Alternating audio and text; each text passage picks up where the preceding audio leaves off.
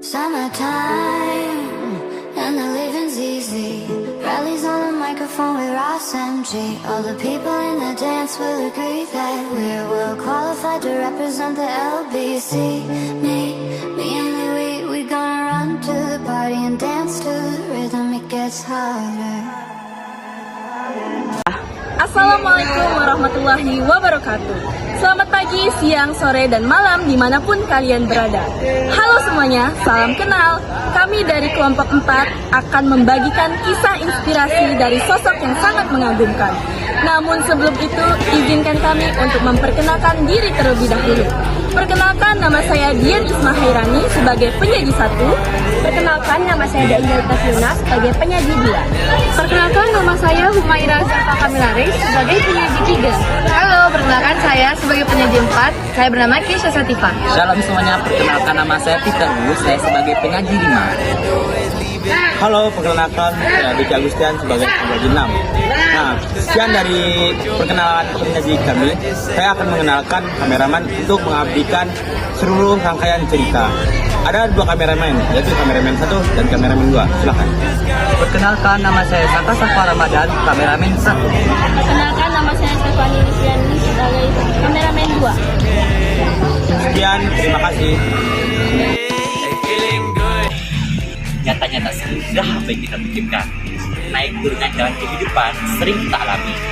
Namun, apakah kita masih mempunyai semangat dan tekad untuk menghadapinya? Kali ini, kami akan membagikan cerita yang begitu menginspirasi kami semua. Berkat kegigihan serta semangat yang membara, membawa beliau hingga ke titik kesuksesan saat ini. Inilah dia sosok yang menginspirasi kami semua, yakni Bapak Rekwainul Dungio.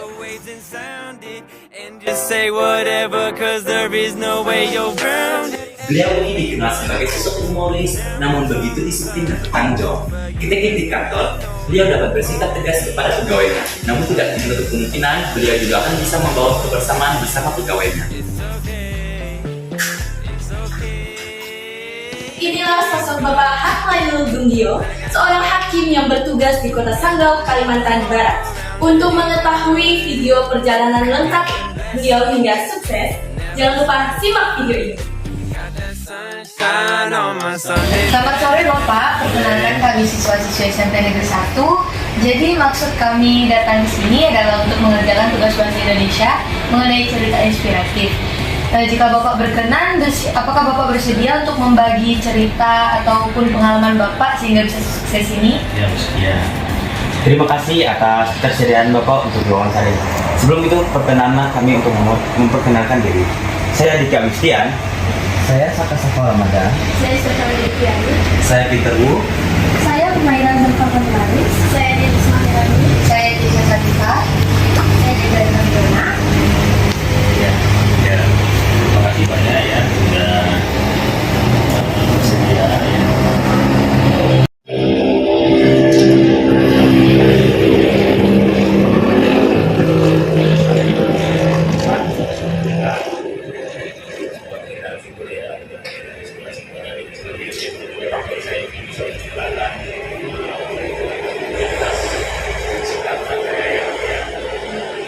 Nama saya Anthony Video ya.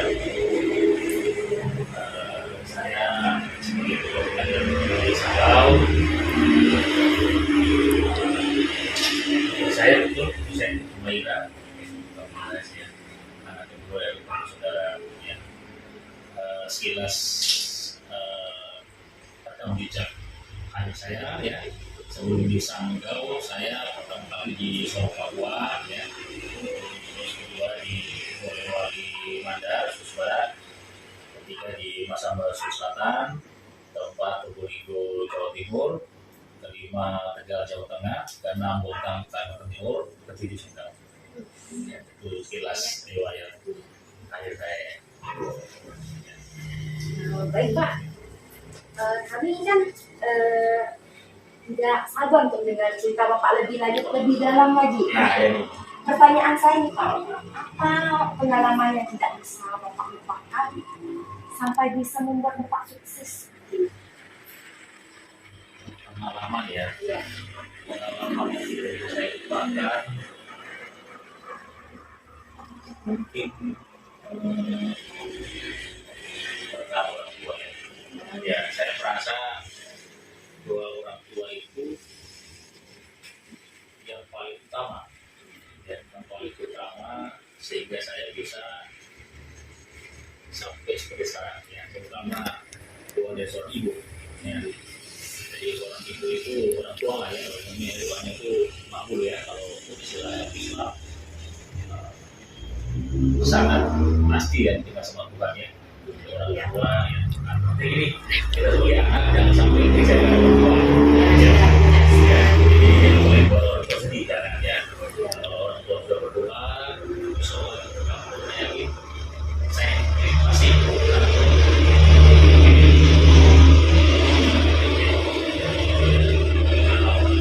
ya.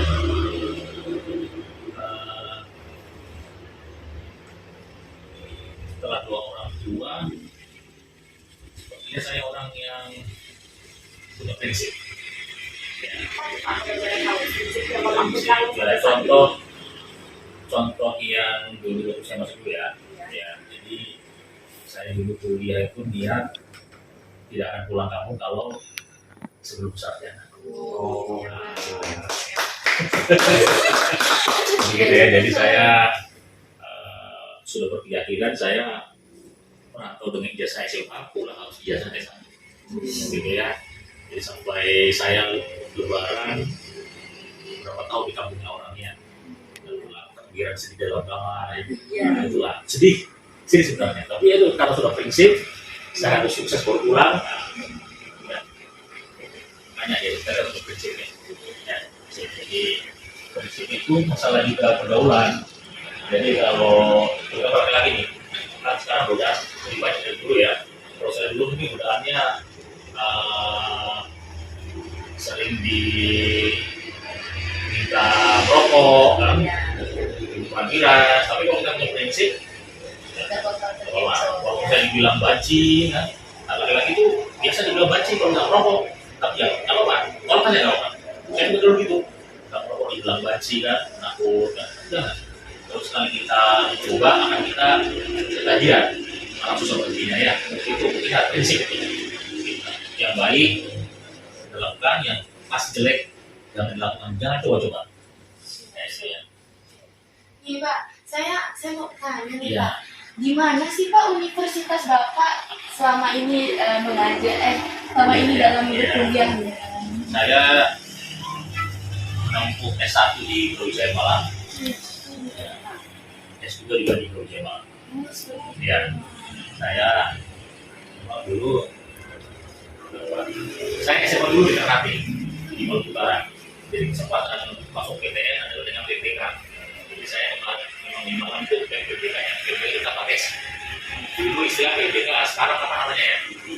SNPTN, pokoknya Kapates lah. Karena dari daerahnya ada perubahannya. Kapates. Ya. Begitu jangan kamu bisa merantau. Jadi betapa luasnya Indonesia ini. Memang bukan cuma Sano, bukan cuma Kalbar, luas. Kalau seperti saya, yang kakaknya Humaira lahir di Sorong, yang Humaira kan Blitar. Nah, jadi kalau ayah saya sudah lihat 7 kebudayaan, 7 adat. Dan saya ini Sano, tempat juga saya dulu. Jadi saya sudah tahu 7 adat, 7 kebudayaan, 7 ya di daerah ya, wisata, kuliah segala macam. Makanya kalau punya profesi yang bisa pindah-pindah itu plusnya seperti itu ya. Bukannya kalau bisa ya punya prinsip, punya tanggung jawab. Kenapa ya? Bapaknya ada sedikit pas masa kuliah yang Bapak sampaikan. Oh iya, waktu S1 itu saya lagi skripsi, terus di saat yang bersamaan saya sakit, orang tua jauh. Ya, jadi yang menolong saya banyak yang ada dokter adalah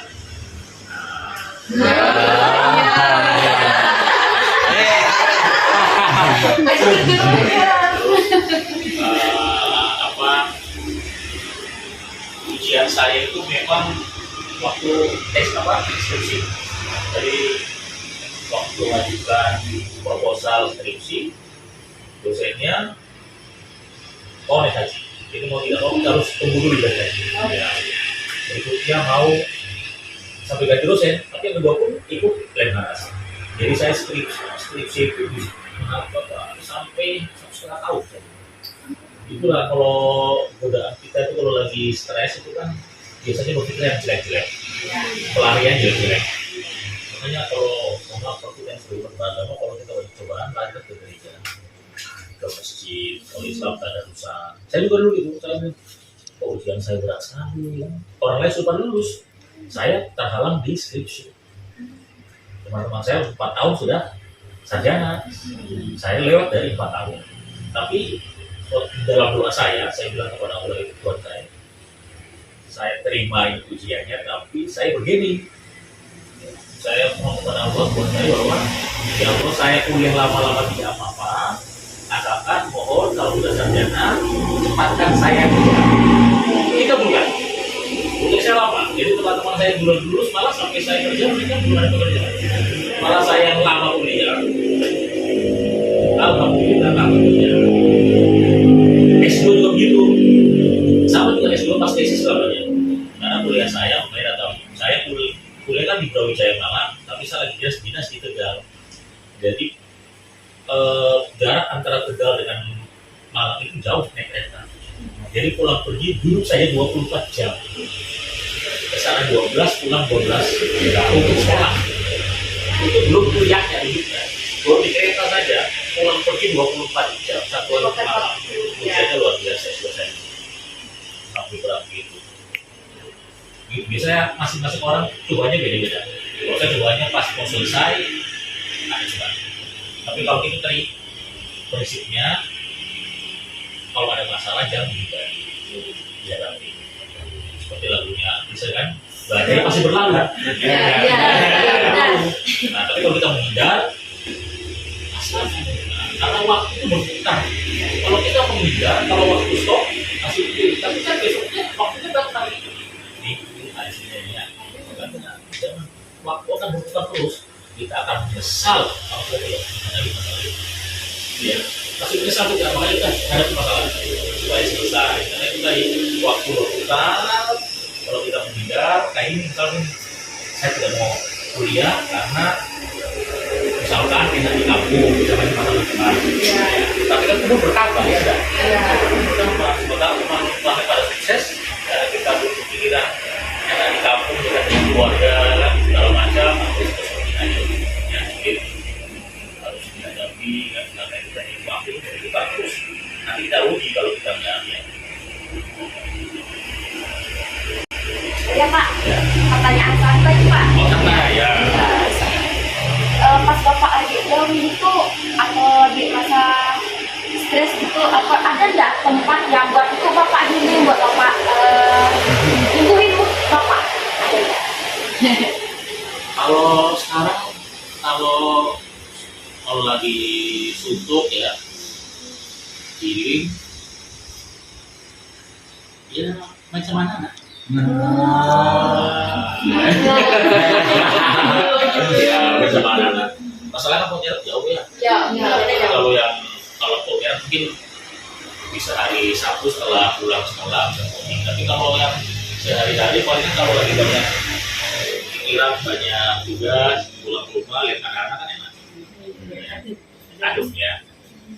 Oh iya Bapak, Ya. kalau boleh nanya, kan tadi seperti yang Bapak bilang kan emang Bapak tuh udah bercita-cita untuk jadi hakim Ya, dari ya. SD. Nah, gimana perasaan Bapak setelah cita-cita Bapak ini udah tercapai? Iya, dulu sebenarnya ada agak panjang ceritanya. Jadi waktu saya kelas 2, ini sebenarnya ada plusnya, ada minusnya. Iya. Waktu zaman dulu kan, zaman saya SMA itu kan pada saat kelas 3 baru penjurusan. Ya kan? Penjurusan itu harus tanda tangan bapak orang tua kita bahwa anak bapak ini mau kemana, IPA, IPS atau bahasa.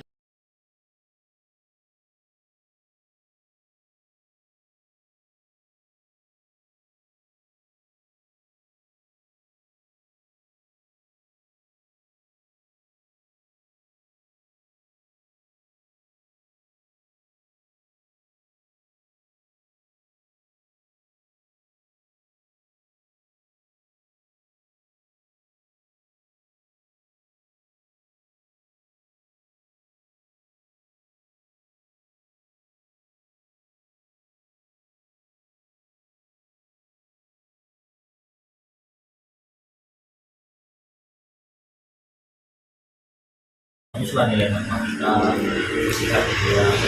Saya ini kok sekarang di negara kan, apa sosiologi atau biologi ya. Saya lebih suka, jadi saya. Nah, tapi setelah saya jadi hakim, saya bilang, Pak, kalau dulu Pak susah nanti Pak. Saya jadi hakim Pak, saya ketawa. Ya, jadi kalau saya ikatan Bapak itu, Pak, kalau saya dulu ambil IPA seperti Bapak yang mau, mungkin saya sekarang jadi hakim. Ya, karena itu kemampuan saya, itulah pentingnya komunikasi. Kalau ada sekali itu ya, kalau SMA nanti komunikasi dengan orang tua. Saya Pak, saya ibu saya suka ini gitu ya, dibicarakan. Ya. Yang jelas setelah jadi hakim saya memang seperti dimudahkan sekali saya. Bayangkan saya SMA di Ternate Maluku Utara, bisa masuk di Brawijaya Malang tanpa tes. Ya, dan itu betul kan? Dia sarjana, lamaran sekali langsung terima. Wah, luar biasa itu. Ya, bisa. Saya ini banyak membantu. Banyak dimudahkan ya.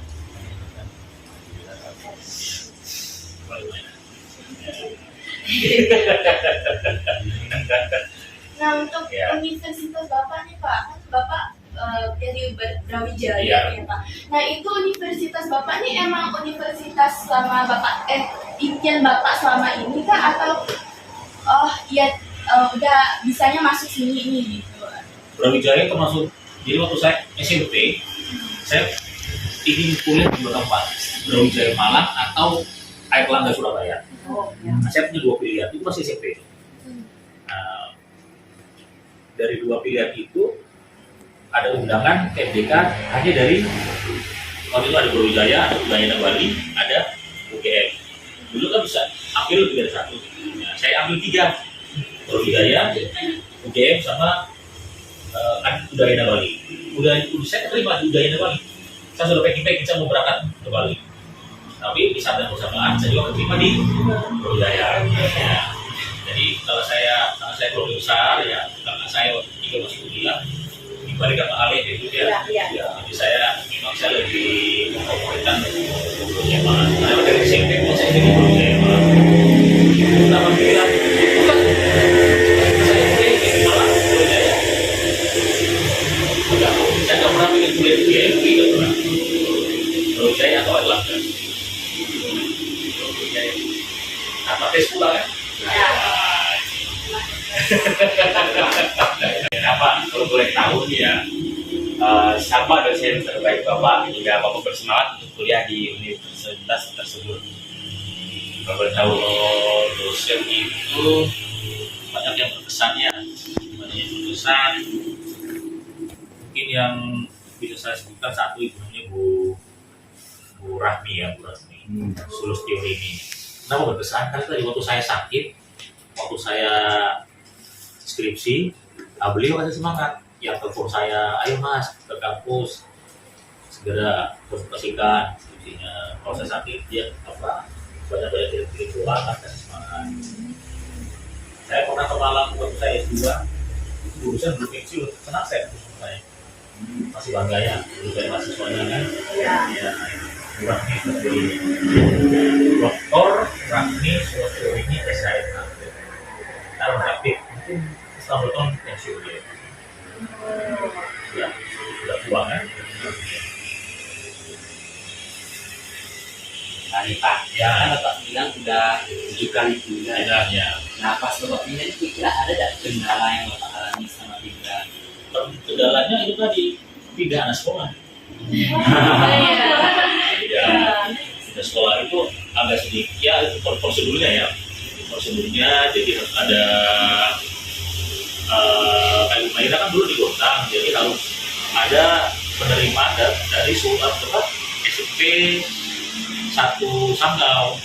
Nah setelah Sanggau menerima, Gontang lepas. Itu kan seperti itu. Karena kami di Gontang, otomatis kita minta tolong orang di Sanggau uruskan. Yang ada di kita seperti itu. Yang susah, jadi susah ke SMA. Karena SMA itu harus ada rekomendasi dari dinas provinsi. Jadi kalau sekarang kan SMA di provinsi ya. Iya. Kalau SD SMP lebih enak. Jadi syarat-syaratnya nggak banyak. SMA tuh harus lampu merah, SMA kita bisa teman-teman. Supaya nggak repot pindah-pindahnya soalnya. SMA tuh ini susah. Ada apa? Itu tadi kendalanya pindah dan kita nggak bisa punya barang-barang bagus. Kenapa? Kita beli barang bagus, adanya kita kasih ke teman-teman ini gratis atau apa gitu kan, jadi kita suatu sana beli lagi yang baru. Barang-barang kita tuh nggak awet, pindah, ya, kita wariskan ke teman-teman kantor lah, jadi nggak bisa punya barang-barang tidak mati nggak punya. Itu ya, itu. Nah, Pak, kan dari 7 tuh, Ya. ada nggak dari salah satu dari itu tempat yang paling nyaman dari Rata-rata semua nyaman ya. Nyaman Jadi semua. Oh, ya. apa kata peribahasa kan gimana bukit dipijak, itulah lagi hidup. Oh, ya. Jadi setiap daerah punya apa ya, punya dia ciri khas, budaya tarik tersendiri ya. Enak kok. Kita juga Sorong Papua itu daerah yang apa enggak. Jadi kalau nggak pernah ke Papua, memang kelihatan kita ke Papua itu tidak bagus. Bagus, jalan aspal, gunung kan. Malah di tahun saya di Sorong itu di 2004 di Sorong sudah ada KFC. Sampai 2023 belum ada. KFC sudah ada. Berarti kan luar biasa maju. KFC bukan KFC ya, KFC. Malah sekarang ya sudah Pizza Hut tahun berapa di Sorong. Kalau kita nggak pernah ke sana, kita nggak tahu. Iya. Ini juga asik. Bisa antara sekolah. Bisa tahu tempat, ya bisa lihat Pantur Aji kan? Iya. Pantur Aji. Kan itu plusnya kalau kita pindah-pindah tempat-tempat wisata. Iya. Ya, banyak. Bapak kalau boleh tanya, kan saya kurang tahu kan Ya. kerjaan itu gitu. Ngapa harus pindah-pindah gitu, karena memang udah tugasnya tahun ini. Ya, jadi gini, filosofinya kenapa makin harus pindah dalam kurun waktu yang tidak terlalu lama agar kita itu bergaul dengan warga sekitar yang terlalu akrab. Karena kalau kita akrab, kalau kita menghukum, kita nggak enak. Jadi ya, nggak enak. Makanya sebelum kita akrab, kita pindahkan. Tapi kita kalau karena anggota apa jadi speaker dulu ya, ya saya lapor dengan speaker. Mama ini apa saja speaker bermasalah hukum, saya hakimnya, saya jadi segan, tidak lagi adil, karena sudah berteman. Makanya itu jadi sebelum kita akrab, kalau jadi tahu tidak, jangan terlalu tahu. Nah, nanti kita mengadili orang itu benar-benar hukumnya, bukan karena pertemanan. Karena relasi. Iya, takutnya kalau kita lama di sini, kan nggak bisa ambil kan tadi, karena kalau nggak enak misalnya kita sudah punya anak ini tidak sedih. Iya, itu ya subjektif karena pertemanan tidak lagi objektif ya, subjektif. Makanya kita filosofinya kan hakim itu pindahnya sedikit 2-3 tahun. Kalau saya kalau ketemu itu kadang-kadang nggak sampai setahun. Ya, nggak sampai setahun pindah. 8 bulan, 10 bulan pindah. Yang bayar kalau saya pindah bayar ke pos.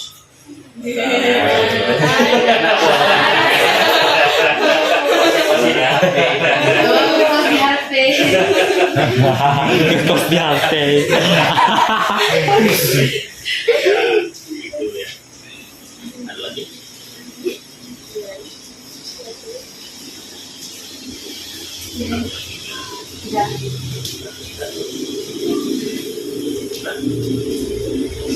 Kalau sekarang yang saya mau tanya nanti. Boleh silakan.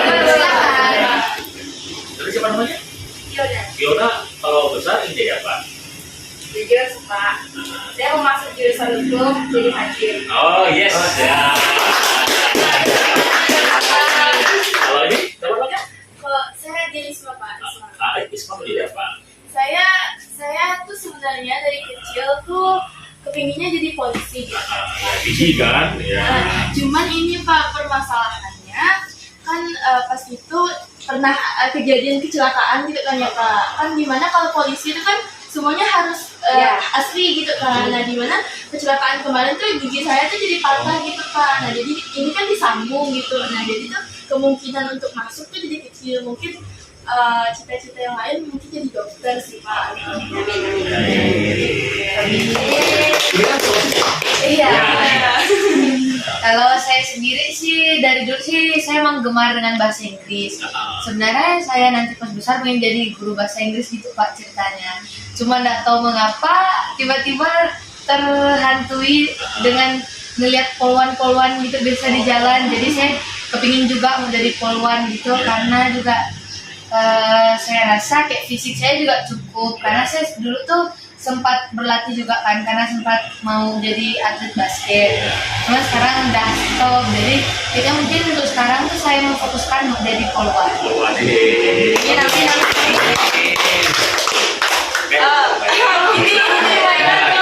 Kalau mau jadi hakim. Kalau saya sejak juga mau jadi hakim karena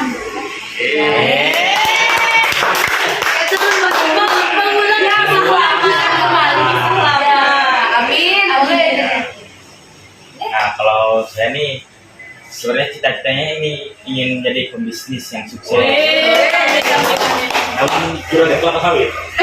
Ya, kayak melihat bisnis dari seorang ayah gitu, kayak seru bisnis itu jadi suka. Namun tidak tahu kenapa ayah tuh selalu ingin menjadi polisi gitu.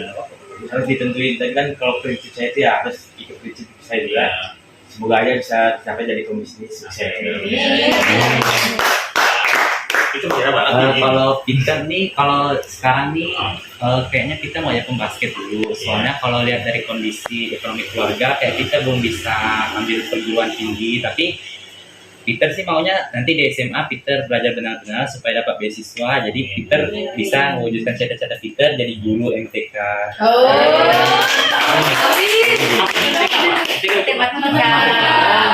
Singkat ya. Ini saya tahu nih yang apa? Yang toko apa namanya?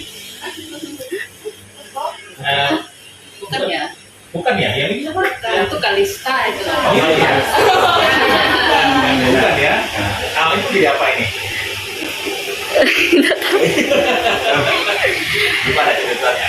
Dulunya sih pas SD pengen jadi dokter, cuman ya belum tahu. Itu juga ya, nggak apa-apa. Nanti ini lagi aja ya. Iya. Hai. Buat saya sendiri sih ingin meneruskan kerja ibu saya menjadi karyawan swasta. Apaan? Kita coba ya. Terus mungkin sekarang di telat ini dulu saya waktu saya masuk kuliah itu ngomong ke teman-teman saya kalau saya ingin jadi hakim, teman-teman pada ketawa. Saya bilang karena saya kuliah jadi hakim itu suatu keniscayaan ya. Soalnya kalau saya ngambil teknik jadi hakim kan saya setelah saya jadi hakim saya ketemu teman yang lama gimana kan dulu saya jadi hakim. Makanya nanti kalau jadi hakim harus ambil dokter, ambil kedokteran. Kalau polisi juga saran saya kalau bisa coba tes dulu akpol dulu ya, jangan dulu coba jangan langsung akpol aja dulu kan. Akhirnya ada modal apa mata proses organisasi ya, jadi akpol dulu aja ya akpol. Itu kalau polisi pasti orang apalagi fisiknya bagus kan, ya kalau pada basket fisik bagus kan, sama lari semua bisa. Tadi ya yang penting saya tadi pertama harus melakukan orang tua ya, punya prinsip ya, punya prinsip bisa pilih yang jelek jangan mau walaupun juga tidak macam ya kan ya, saya dulu begitu suruh minum tentang pergaulan jelek di masyarakat saya seperti buku kan ada banyak lah karena saya prinsip akhirnya kalau biasanya satu ikut 10 ikut satu. Jadi saya malah bisa menyadarkan teman-teman yang sudah mabuk. Nah, mereka heran, saya tiap hari bergaul, tapi kok terikat-terikat di dalam sekolah kan, heran. Nah, bisa bagi waktu ya, berteman, belajar, jangan belajar terus, nanti jadi teman. Namanya, organisasi ya.